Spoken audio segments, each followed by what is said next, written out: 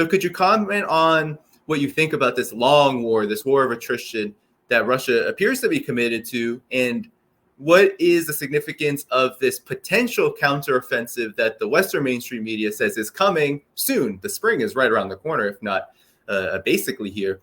And that's what we're hearing in the mainstream media. So just your reactions on those two things, if there's any linkages between them. Sure. I think we have to understand how we got to where we're at. Russia started this war not planning on fighting a long war of attrition. They were planning on fighting a short war of sort of shock and awe that was designed to get the Ukrainians to the negotiating table, and it succeeded. I love it whenever the Russians failed, and they're like, no, their goal was actually get the Ukrainians to the negotiating table, and they succeeded. They had a viable peace treaty that could have been signed, but the United States and NATO stopped it.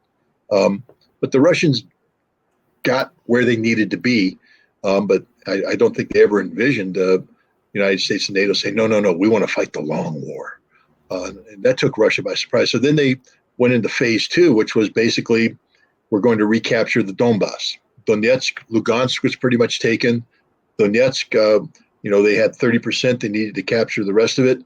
And so they began this war that by definition became a war of positional attrition, because the front in Donetsk was basically defined by 7 years of in-depth entrenchments by the Ukrainians.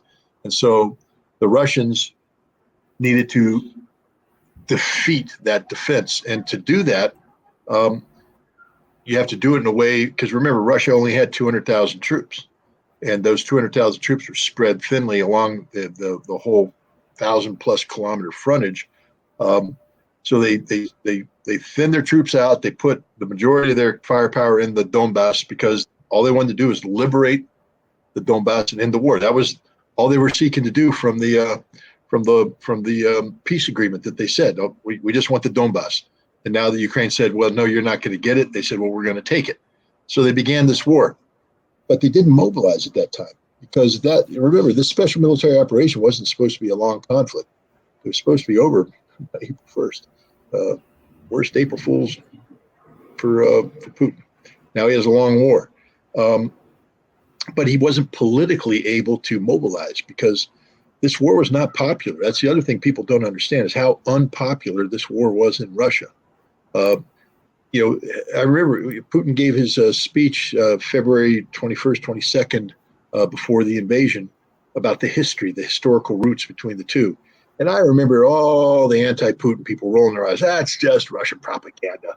What do you mean you love the Ukrainians? You don't love the Ukrainians. You couldn't love the Ukrainians. Russia loves Ukraine, loves Ukrainians. They don't want to kill them. They don't want to be involved in this. And so there's a lot of Russians who are like, we're not too sure. We're thrilled about this war. And so he couldn't mobilize. And the other reason why he couldn't mobilize, because of sanctions. Sanctions have been imposed designed to, as we now know, achieve regime change, which means they want to create unrest in Russia to cause people to rise up in a Moscow Maidan moment, replicating what happened in Kiev in February 2014, remove Putin from power, et cetera. And Putin's looking at it going, I don't think that's going to happen, but we don't want to tempt fate. We got these sanctions that my advisors are telling me 20-25% contraction in the Russian economy. That's a lot of belt tightening. So the last thing I need to do is pile on top of that mobilization. So we're going to stay with the resources we have, and we're going to fight this war. But now we have to alter our tactics, because we can't take casualties. So what we're going to do is we're just going to grind down the Ukrainians.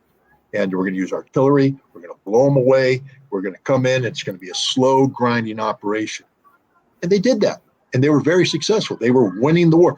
If you take a look at where the Ukrainian military was come June, the military had been destroyed. The only thing that kept it viable was, a $45 billion shot in the arm in terms of new Lend-Lease that suddenly brought in heavy equipment, tanks, artillery, the whole works came in, and the Ukrainians were able to reconstitute a viable military force, which they then used to counterattack against an overextended Russian, force disposition in Kharkov and Kherson. And they succeeded. That happened. So now what the Russians are facing with is the reality that they're in for a war that isn't just going to be about conquering Donbass. It's now a war about preserving the gains they have. So they mobilize. They mobilized. One of the reasons why they mobilized is because the economic calculations were wrong. It looks like the Russian economy, instead of contracting 25%, contracted 2%, and is actually expected to grow next year. Remember, grow during wartime with sanctions. So Putin's going, economy's doing okay.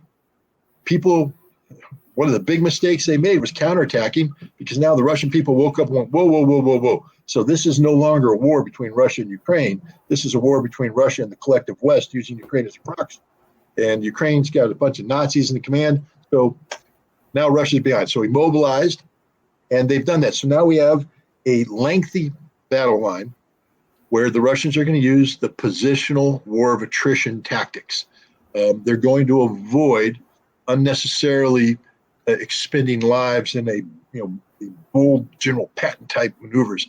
They're going to grind, and they're succeeding. It's not dramatic. There's nothing dramatic going on about Bakhmut. It is just drudgery. It is up front, close, painful, bloody violence. But the Russians are winning, and they're winning everywhere on the front line. Now, people will say, what about the Ukrainian counterattack? Well, first of all, what are they going to counterattack with? Understand that they've put the bulk of their forces into the Bakhmut area. They're thinly defended elsewhere, that they're coming under pressure across the line. Bakhmut's not the only offensive that's taking place. There's offensives taking place all over, and the Ukrainians are under stress. So if they are able to assemble reserves, these reserves aren't going to be able to be held and back. They're going to be penny packeted out to try and plug gaps here, there, and everywhere, especially if Russia breaks through in Bakhmut and you have this defensive line that suddenly balloons up. And the Russians are going to pour into that, threaten Kramatorsk, Luhansk, and others, and they're going to create a whole. You're going to go from, maybe 150 kilometer frontage, balloon it out, 800 kilometer frontage. Russia has the troops to make that frontage. Ukraine doesn't, which means the Russians are going to balloon even more. And the Russians are no longer, manning 5 kilometers of line with 200 guys. Now everything's being defended per doctrine, with the appropriate force structure put in, fortified in depth with artillery fire support. So let's say the Ukrainians were able to assemble a viable counterattack force. And believe me, Lloyd Austin is in Ramstein, Germany right now with the Ukrainian contact group, trying to generate just that. So let's say they could do it. Hypothetically speaking, they get 40,000 guys and they train them up. This isn't going to be Kharkov September 2022. Where if you penetrate the Russian lines, those thinly held lines, there ain't nothing between you and the next Russian force but 20 kilometers of empty space. That's not how it works now. You're going to have to go up against a defensive line that's held doctrinally, which means they have sufficient resources there. And even if you break through, which you're probably not, but even if you break through, there's going to be a second line of defense there to stop you. And now you're stuck in a kill zone, and artillery is going to come in and slaughter you. And let's say you break through the second one. There's a third line of defense. And this time they're going to hit you with counterattacking force. The Ukrainians don't stand it. I mean, it's wintertime. Take a snowball, put it in hell, and tell me how long you think that snowball is going to last. That's why they call it a snowball's chance in hell. And that's what the Ukrainians have when it comes to launching a viable counterattack against the Russians. They have no chance. They're not even, people are saying, well, it could be a battle of the bulge moment. No. The Germans actually ruptured the lines during the Battle of the Bulge. That's why they made a big bulge. Ukraine's not even going to do that. They're not going to rupture the Russian lines. They're just going to die. And then we have to, in the back of all this, keep in mind that no matter what, they're running out of ammunition sometime this summer. We know that. Jan Stoltenberg said so. NATO says we can't replenish it. The Germans can't bribe their own defense industry to crank out, 250,000 rounds of ammunition a month. They say we can't afford that. So Ukraine's running out of ammunition. And in a war that's defined by artillery, and you run out of artillery ammunition, you've lost the war. And that's where we're at right now. Yeah, that point seems to often go just, it's spoken about. I've seen New York Times, other Western mainstream media outlets talk about that issue, the weapons issue. But generally, they talk about it when it's convenient for them, not necessarily in the context of something like this Ukraine potential spring offensive. But then you also have reports about Russia's lack of capabilities. Like, we've seen stories across the Western mainstream media saying that Russians don't have enough weapons, so they're fighting with shovels. And what is it to maybe close on this issue of Ukraine's counteroffensive? Like, what is the prospects then? You said there's no chance in hell Ukraine can, can wage a successful spring offensive. Like, what is going to happen? Like, what will Russia do if they try? Like what are they going to just keep going the course, or do you feel like this could accelerate? Russia could. And from my understanding, has Russia's partial mobilization even entered the front line? From my understanding, it really hasn't. Maybe I'm wrong. What's your take? Well, I mean, according to the Russians, about 80,000 of the 300,000 plus who were mobilized were identified as people with recent relevant military experience. Maybe they got out 2-3 years ago, so they understood which way was up. They didn't have to be retrained on which was military left, military right. And so they came in, they got a quick refresher course, and then they were sent in as sort of individual replacements. They were brought in and to fill in gaps in units and to expand, unit capability, capacity, and all that. And that's how the Russians, basically firmed up their defensive lines.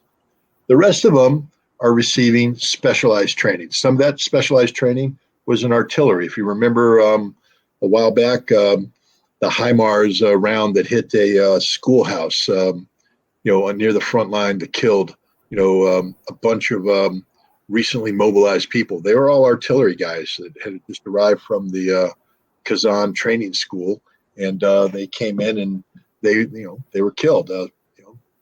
But they were going to come down, and then they were going to be farmed out into artillery units. So there's that, and I think you've seen other units have completed their training and have been positioned up north in the Belgorod area, Kursk area. But a lot of the units are still completing their training. You keep seeing the Russian Ministry of Defense release reports that say, in the Western Military District, Russian troops are going through the final paces of their combined arms, training, where they're learning how to fight dismounted from infantry with artillery support and all that stuff. And I'm looking at it going, well, that's sort of the kind of training they'd be doing if they were going on the offensive. So it looks to me like a certain number of units are receiving specialized offensive training, and then they'll come in. Now, in war, your military guys are like elite athletes, especially highly trained people. I'm not going to say that they can run the decathlon like Bruce Jenner. I might have given a reference there to give away my age. Mahomes. They can't run like Mahomes, but they can fight war, and you get trained to a certain level of proficiency. Just like an athlete, you want to train an athlete like a boxer. You want to peak your training literally the day before the fight, so that you're at max capability. What you don't want to do is train, and then they delay the fight by a month. And now what? You're going to get fat, you're going to get lazy, lose your win, you're not going to win the fight.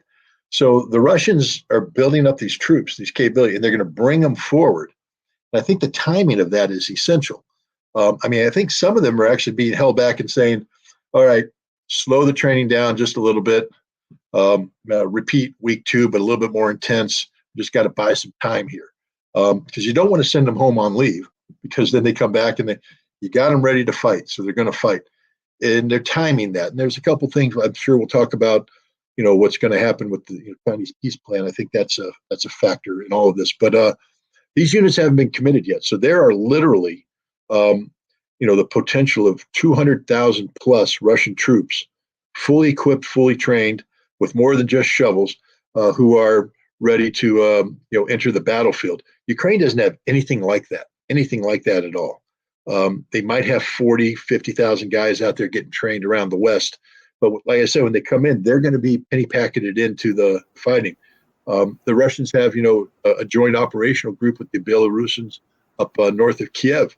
Ukraine has to pay attention. There's elite armored units that could be used in the Eastern Front, but they're up north, providing a screen because you can't leave Kiev undefended with the potential of a Russian joint Russian-Belarus assault there. So, the Ukrainians don't have troops. The Russians have a lot that they haven't committed to the battle yet. And I think, again, advantage Russia across the board.